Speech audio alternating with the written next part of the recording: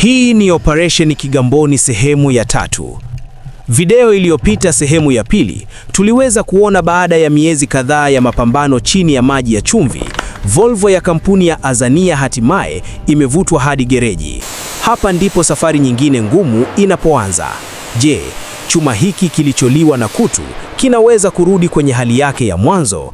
Leo kwenye Yembe Online TV tunakuchukua hatua kwa hatua, kuanzia skru ya kwanza kufunguliwa hadi gari hili linapokanyaga lami likiwa na rangi mpya inayong'ara. Hii ni simulizi ya kiufundi ambayo hujaingia kuiona mahali pengine popote.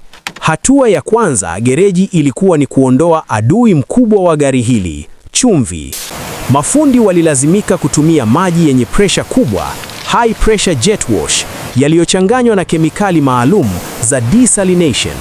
Kila kona ya chassis, ndani ya engine bay na kwenye milango ilioshwa mara 3.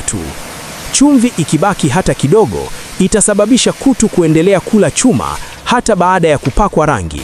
Hapa mafundi walitumia siku 3 mfululizo kuhakikisha gari limetakata kabisa. Sasa tunaingia kwenye moyo wa gari. Walifungua engine yote, engine overhaul. Pistons, valves na crankshaft vilikutwa vimeanza kufungwa na matope ya baharini. Kila sehemu ilisafishwa na kubadilishwa seals na gaskets zote. Changamoto kubwa ilikuwa ni mfumo wa umeme au wiring harness. Maji ya chumvi husababisha short circuit na kuliunganya gari lote.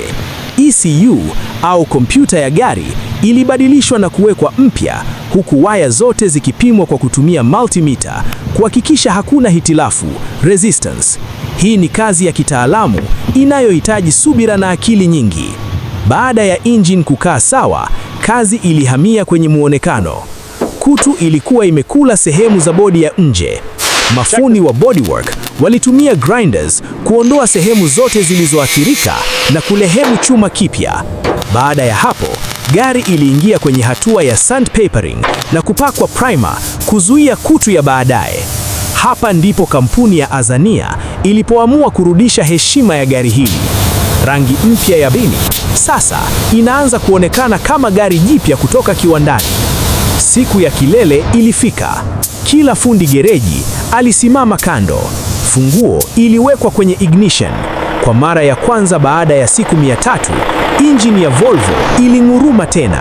Sauti ya turbo ilisikika kwa mbali, ikionyesha kuwa nguvu ya chuma imerejea. Gari lilipelekwa kwenye test drive ya kilomita 50 kuhakikisha braking system, suspension na gearbox vinafanya kazi kwa usahihi. Volvo imerejea barabarani.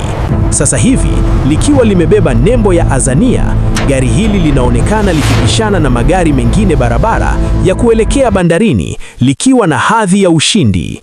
Huu ni ushahidi kuwa hakuna kinachoshindikana kikiwekwa utaalamu na nia. Kutoka chini ya kinadefu cha bahari ya Kigamboni hadi kuwa mfalme wa barabara tena.